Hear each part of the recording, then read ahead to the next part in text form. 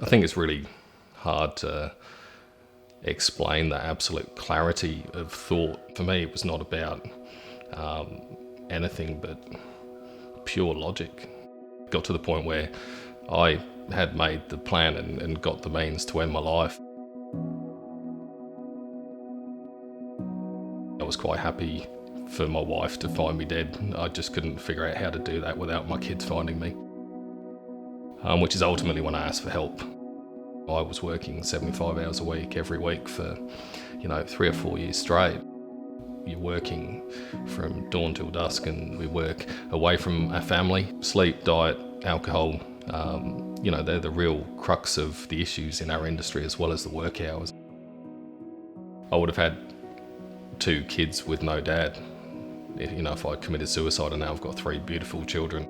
I'm proud of my wife, and I think, I'm proud of my friends for sticking by me.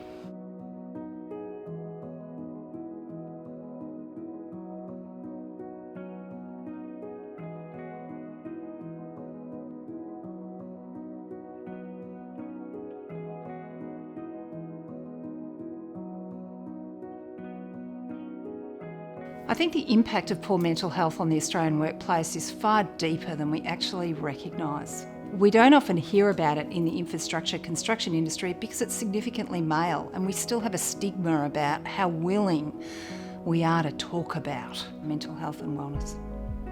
The stress people were under were just part of the industry. It was just accepted. People came and went. They either were able to cope with the stress and grew along with it, or they left the industry. I was almost oblivious to people's well-being and mental state. Traditionally, the industry approach has been, we've got a job to do. It's high pressure, high intensity. You have a program, you have a deadline, and you have to meet it. The change in the industry is only going to come from leadership, and that's why the integrated approach is absolutely critical.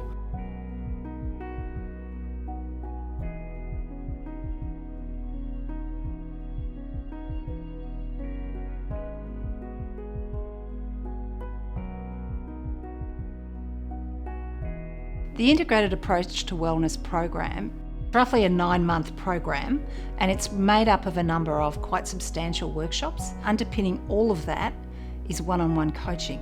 Core to all of that, though, is the culture strategy piece, which lays out on a single page the vision, the purpose, the behaviours, and the objectives that any project or business has as its foundation.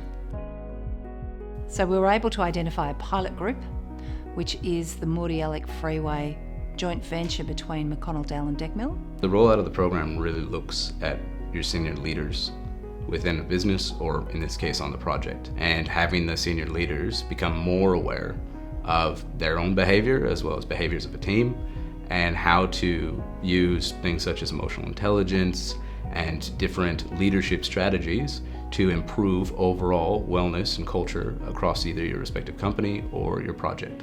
What this allowed us to do was help leaders to understand how to be more inspiring, to be able to have coaching conversations that allowed them to tap into the needs of their individuals, and then also how to manage change and get people to participate in the change that was needed. We have the conversation every week. Where are we going? What can we do better? What have we stopped doing that we should be doing more of? And are there any particular individuals that are struggling at the moment, which prior to this study would never have happened? There's a few people that were part of the program that I thought it was going to take a lot of hard work in order to get them to start seeing through a different lens, if you will. They not only saw the benefits of getting your team on board and overall wellness of your team, but also the benefits of having a team that wants to be here, wants to be involved, and the productivity that can come out of that as well. We don't have to find more people, we don't have to train more people. We have people that are here longer, understand the processes, and just get better productivity.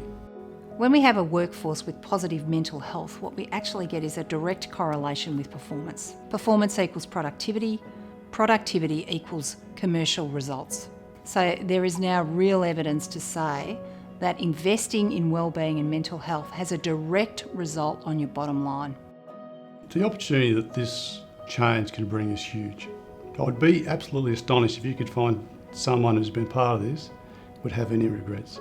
This is an opportunity for every organisation to invest in the wellness of their people. We can prevent the very real and devastating impact that mental health related issues can have in the workplace, like Tim's.